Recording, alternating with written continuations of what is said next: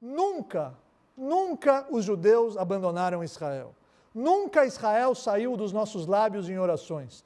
Nunca a terra de Israel deixou de ser o local, a região, o território aonde as orações dos judeus dos 4 cantos do mundo são direcionadas, Jerusalém. Todos os dias nós rezamos, depois das nossas refeições, o Vnei Yerushalayim Irakodesh, que a cidade de Jerusalém, a sagrada cidade de Jerusalém seja reconstruída, que a gente volte para a nossa terra. Que os nossos olhos presenciem esse momento que os judeus vão voltar para a terra de Sion com a sua piedade. Então, eu não estou falando que as outras nações não têm o direito de estarem e de viverem lá, mas o direito que Israel possui, historicamente, Rodrigo, como arqueólogo, eu quero que você fale agora, não como teólogo, como arqueólogo. A arqueologia comprova que o povo judeu merece e sempre esteve vinculado com a terra de Israel. E não é à toa que o Ben Gurion, Davi Ben Gurion, o primeiro-ministro de Israel, quando foi questionado na convenção, perguntaram para ele, por que você quer a terra de Israel para o seu povo, o povo de Israel? Qual que é a tua argumentação? Qual que é a prova? Nos convença. Se você está alegando que a casa é sua, que o imóvel é seu, mostra a escritura. Qual que é a escritura? E aí ele pegou o quê, Rodrigo? A Torá. A Torá. O Tanakh. E ele mostrou, essa é a escritura. Está aqui a história do meu povo com essa terra. O povo judeu tem a terra de Israel como seu lar. E isso precisa ser enfatizado, principalmente agora, quando querem exterminar o nosso povo e desvincular a nossa terra da nossa essência. Não estou desmerecendo as outras nações que merecem também viver e receber a sua independência, mas não às custas da nossa independência, não às custas do nosso país, não às custas da nossa permanência na terra de Israel, desde o patriarca Abraham. A arqueologia prova isso. Com certeza. Tanto é que a gente até ri quando o pessoal fica colocando algumas inverdades aí, agora já virou até piada no nosso meio. Porque esses dias o presidente de um país aqui da América Latina teve a desdita de falar que Jesus era palestino. Aí o pessoal começou a brincar na academia, né? Jesus é palestino, não existiu o Templo de Salomão, o Holocausto também não aconteceu, e quem me contou isso foi o Coelhinho da Páscoa. Então, quer dizer, não faz sentido isso. Nós temos a comprovação histórica da presença de Israel há milênios. Vou dar alguns exemplos para vocês. Por favor. Inclusive, um deles aqui, olha que interessante, uma das questões que nós tínhamos é, olha, como é que vocês provam que o povo de Israel já tinha atividade de escrita ali? Uma aluna, inclusive, de uma instituição adventista do Tennessee, encontrou em Laquis, que é onde a nossa equipe está escavando. Esse ano nós escavamos em Laquis, e tem uma equipe da Universidade Hebraica de Jerusalém, junto com a Universidade Adventista do Tennessee e agora do NASP também, escavando em Laquis. E para quem está nos assistindo, Laquis, na época da monarquia de Israel, foi a segunda maior cidade da Judeia depois de Jerusalém. Era Jerusalém e Laquis. E Laquis foi tomada pelos assírios. Laquis, eles encontraram lá um pente. Ela pensou que era um pedaço de osso. E, inclusive, está no Museu de Israel agora. E quando viram, esse pente, esse osso, na verdade, era um marfim, era um pente, e ali está a mais antiga inscrição proto-hebraica, datada de 1500 antes da Era Comum. A inscrição alfabética que nós tínhamos encontrado em terra de Israel, que é o anterior ao hebraico que nós temos hoje, datava do século X antes da Era Comum. Agora eu estou falando de 5 séculos antes. Então, isso tudo já vai nos ajudando a costurar a terra de Israel. Em Jerusalém, nós temos ali abaixo da cidade de Davi, um lugar que até o Eli Shukron, que é um arqueólogo muito importante, chama aquele lugar de Templo Zero, porque nós temos ali todo o estilo de um culto que é muito similar àquele que Abraão teve quando encontrou-se com Melquisedeque, rei de Salém. Então, as leis que Abraão seguiu, os traços, Davi, nós temos a estela de Tel Dan comprovando a existência do rei Davi. Hoje nós temos comprovação arqueológica do reino unificado de Davi, a cidade de Hirbert Keiafa, Laquis, Hatzor, e outras mais que eu poderia citar aqui, Meguido, são cidades que comprovam o reino unificado de Israel. E eu vou mais além, Rabino. Se eu for ser coerente com a arqueologia, não quero entrar nos méritos políticos hoje, mas pela arqueologia, o território de Israel seria uma boa parte do que hoje é Jordânia e Síria. Pertenciam também ao reino unificado, que nós temos traços de judaísmo nesses territórios também. Agora, a bem da verdade, eu também tenho que deixar claro na linha do tempo que nunca houve um país chamado Palestina. O que acontece? A terra de Israel, ela foi várias vezes expropriada dos israelitas e depois eles conquistavam de volta. Então vamos colocar rapidamente aqui em 1 minuto de história. Vou tentar reduzir 5.000 anos de história em 1 minuto, tá bem? Começamos com Abraão. Então, com Abraão, você tem pela primeira vez o nome hebreu.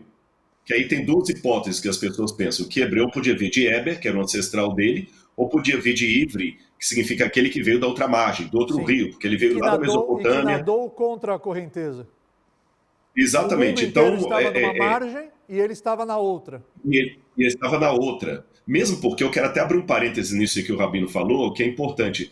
Muitos brasileiros que vão comigo para Israel, a primeira situação deles é de desapontamento.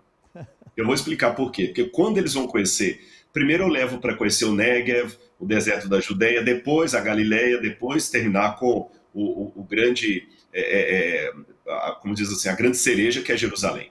Mas quando eles veem aquele deserto, eles falam assim, poxa, que decepção. A gente pensava que era tipo a floresta amazônica, porque fala a terra que manda leite e mel.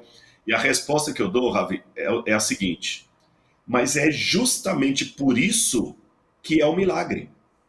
Se Hashem desse para o povo uma terra com toda a riqueza da floresta amazônica, e Israel fosse hoje um país de primeiro mundo, onde é que está a novidade? Onde é que está o milagre? Onde é que estão as profecias se concretizando? Onde é que estão as profecias concretizando?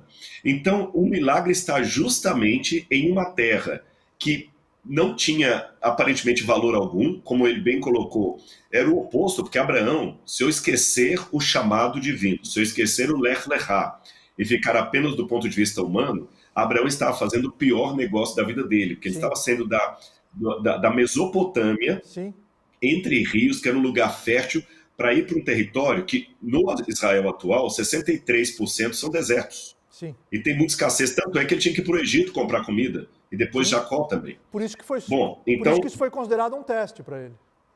Exatamente, um teste e um milagre, a profecia. Sim. Exatamente. Então, quando Abraão chega nessa terra, ele recebe o apelido de, olha, o que nadou contra a correnteza, o que veio da outra margem, o hebreu. E hebreu ficou o apelido dele, assim como nós apelidamos aqui no Brasil, olha, o Chico Mineiro, o João Baiano, não tem muita gente que trabalha na construção civil, se chamou o João Baiano, o Chico Mineiro, um apelido em relação à origem dele, Abraão recebeu o apelido, o hebreu. E esse nome hebreu ficou com eles por muito tempo, e a esse nome hebreu foi acrescentado o seguinte, quando Jacó luta, na sua luta espiritual ali, e ele tem o seu nome não modificado, não trocado, porque ele continuou se chamando Jacó, mas ele teve um novo nome agora adicionado, o nome Israel, os 12 filhos de Jacó, que vão ser os ancestrais da primeira divisão do território, que são 12 tribos, na verdade 13, porque tem a tribo de Levi e a tribo de José ficou como 2 filhos, mas a rigor são as 12 tribos. Nós falamos... Exatamente. Os 12 filhos de Israel, as 12 tribos de Israel. Nós temos mais uma comprovação que Israel já estava lá, porque no Egito você tem a estela de Merneptah, ou Meremptah, que foi um faraó da 19ª dinastia. E nessa estela, o faraó já conta que ele guerreou contra Ashkelon e Israel. Então, já existia Israel na época, eu estou falando aí de 2370 antes da Era Comum.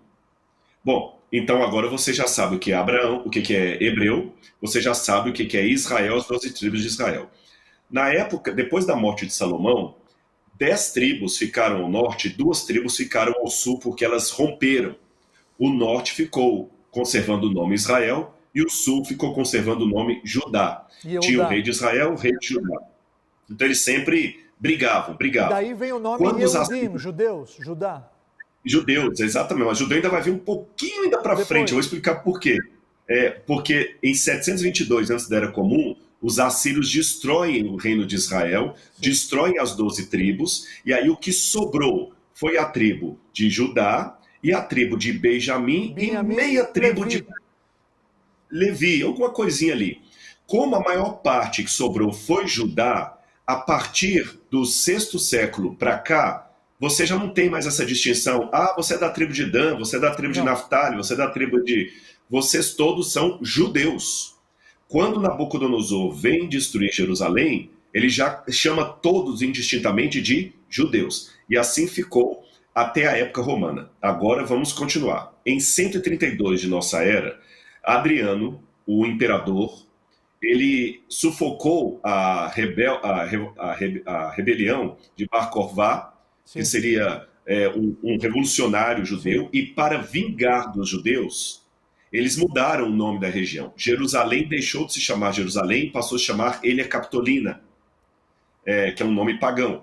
E a terra dos judeus passou a se chamar Síria-Palestina. Por que esse nome Palestina? Foi uma maneira de caçoar dos judeus, provocar os judeus, chamando a terra pelo nome dos principais inimigos da época monárquica, que eram os filisteus, os filistinos.